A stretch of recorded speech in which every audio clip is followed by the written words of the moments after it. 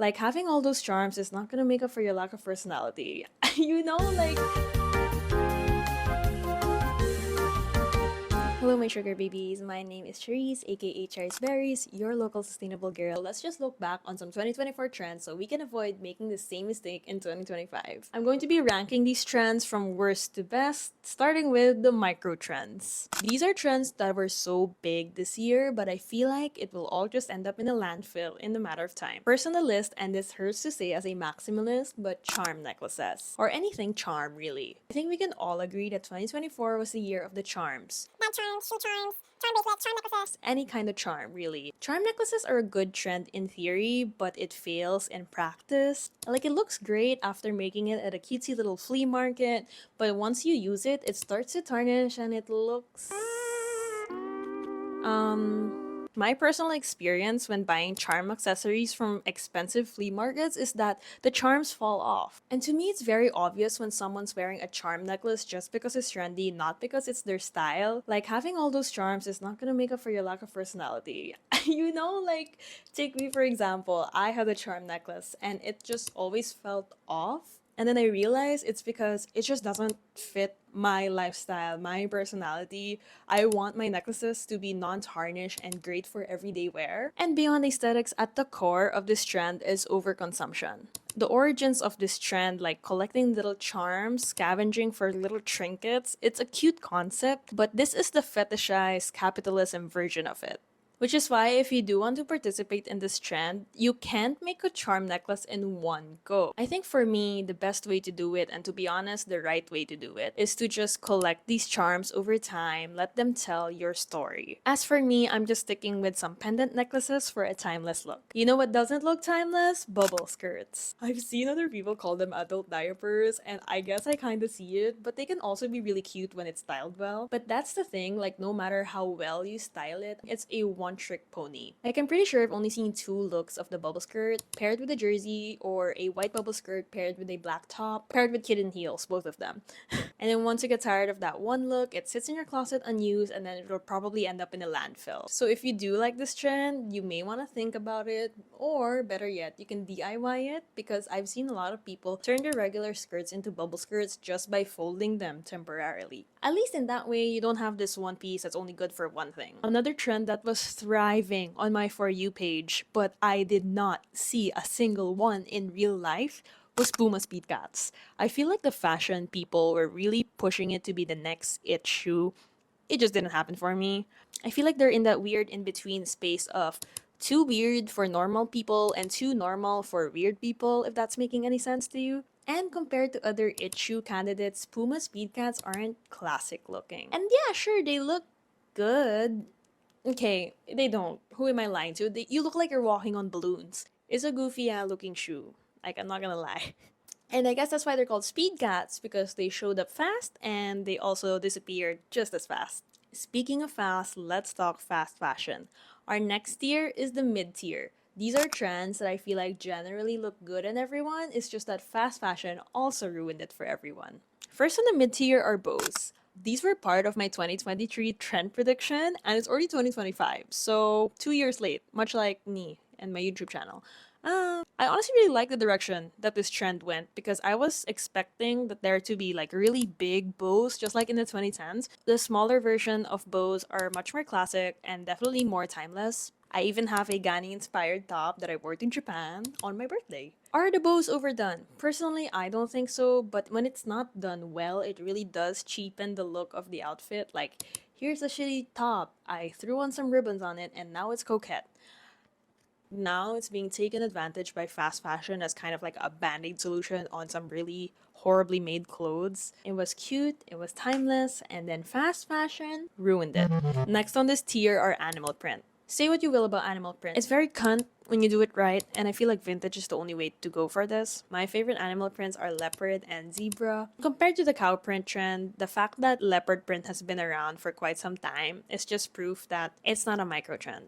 But don't get me wrong, it can still give that 2020 energy if it fits wrong, which is why fast fashion ruined it. Now you're getting the hang of it. And it's true, I agree that it's a neutral. I mean, brown, black, white, those are colors those are neutral colors. Even though it's in a print format, it just works with everything. And finally, this trend to me was the biggest victim of fast fashion, and that is no other than vests. Everyone and their mother had the same vest top. You know what I'm talking about? That polyester blend, girl boss of fast fashion Zara looking ass. And they have them in like multiple colors. The overconsumption is just crazy. And when girls wear it, they're gonna be, oh my god, you look so old money. If I had that amount of money, you won't catch me wearing a single piece of fast fashion, I'm telling you. I've always loved vests, so this trend was actually something that I was happy about, but I'm telling you, vintage vests are better and more unique, and they're not made of stupid polyester, so just grab a vintage vest in your local thrift shop. They're better. Okay, in the same energy as the vests, we have pleats, specifically pleated skirts. These pleated skirts are actually usually paired with those vest tops, and I really do like them. I actually had to put them on the top tier if it was just based on my preference, but it's in that same energy where fast fashion has ruined it. It really watered down this trend. Like, my pet peeve are big ass pleats. Like, I'm talking 2 inches kind of pleats. Because pleats are very tedious, and the smaller they are, the more time consuming it is. And because fast fashion likes to cut corners, bigger pleats are cheaper to make. Surprisingly though, I've been really loving this trend. Like the recent dark brown pleated skirt that I bought brand new, I've been using it nonstop. It's been my go-to long skirt.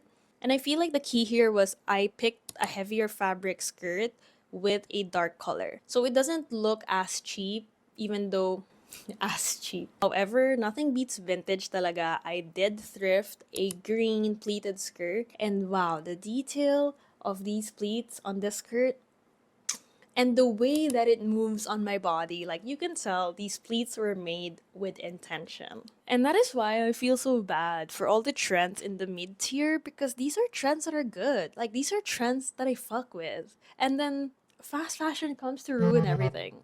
It pisses me off. It PMO. And finally, have the top tier. These are trends that I really, really love. And no matter what happens, no matter what fast fashion does, no matter how TikTok ruins it, it has become a part of me. And it's funny because both of these trends involve denim. And I think that's the only reason why they're even in the top tier. So if there's anyone who's gonna like this trend, it's gonna be me.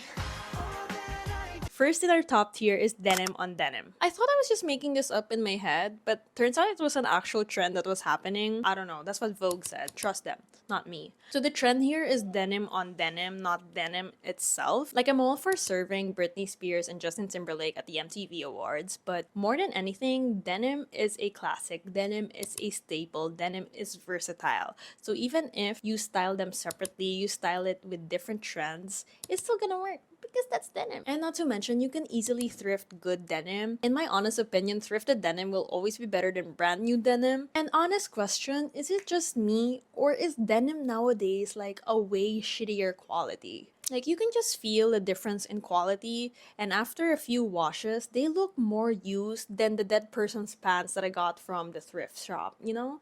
I know it sounds like a conspiracy theory, but I'm pretty sure I'm right. And finally, for my most controversial take of all, what else is denim and trending this year? That's right, they're jorts. Like, trust me, I did not expect that I would like jorts, but for some reason, it really works with my petite frame. Since baggy clothing has a tendency to like really weigh me down and make me look super short, jorts cutting off like right below the knee makes total sense for me. I also just really like how baggy they are without sweeping the streets, you know, like those streetwear people.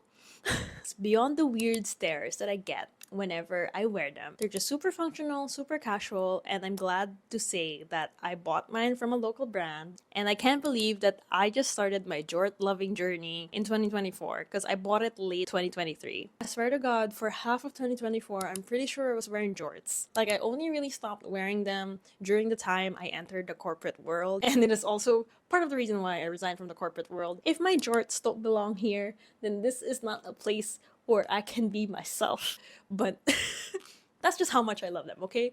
If you disagree with any of my opinions, Please don't come for me. That's the thing about trends. You don't have to follow them. You don't even have to like them. At the end of the day, it's what works for you. Whether it's trendy or not, remember not to give in to overconsumption and not to give your money to fast fashion companies, because fast fashion companies, what? Ruin everything. That's correct. If you found me through my YouTube channel and you're new here and you like fashion videos that revolve around sustainability, thrifting, and local brands, then please consider subscribing if you want to. I don't care, I'm nonchalant. But that's it from me today. Have fun dressing up. Fit check. I'm wearing this really pretty orange dress because it's New Year's.